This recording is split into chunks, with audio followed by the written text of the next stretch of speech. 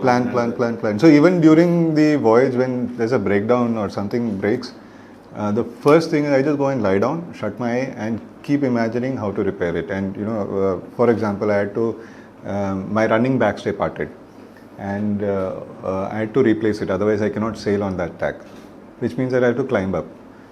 Now I have to replace it with what? Right? So in my head, I'm thinking of taking a thick rope and how to make that connection. I don't know what the connection looks like, so I'll have to carry shackles. If the shackles don't fit there, then I'll have to carry another piece of rope to attach this thick piece of rope to. And if the shackles are going to be the mode of connection, then I need to carry cable ties so that I can lock the pins of the shackle. So in my mind, I'm doing all these things, and I keep making the list in another section of my mind. And finally, you have to climb up with all these ropes. So how do you do that? You can't. One way is to tie one end of the rope to your waist, and you just take the tip of the rope up. Or you can coil the entire rope and put it on your shoulder. But what if it falls off your shoulder? Then you say, okay, I'll sling it across my neck. And you are visually seeing all these things happen. And going up to the second spreader, the top spreader is really, really difficult. So what sort of sea do I want to sail in? And what sort of sail setting do I need so that the boat doesn't wobble so much? And what direction should I put the boat in, which will be safe? And then this climbing gear itself has to be assembled. And so in my head, I am assembling all these climbing gear and all that.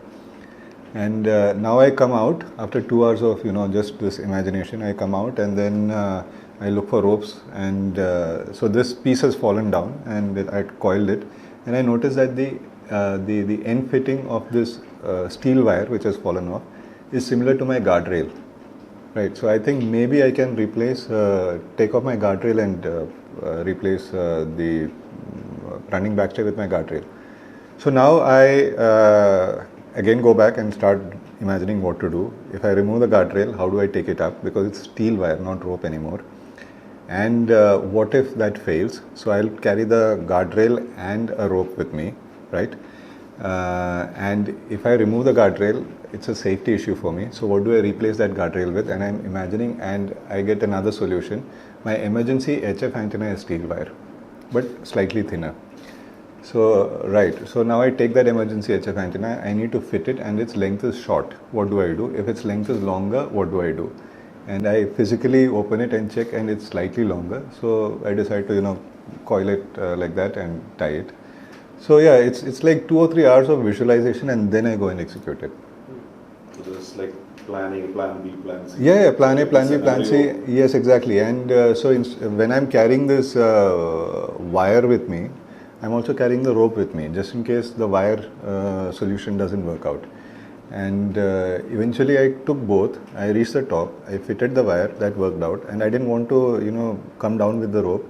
So I made an arrangement for the other one that did not part, right?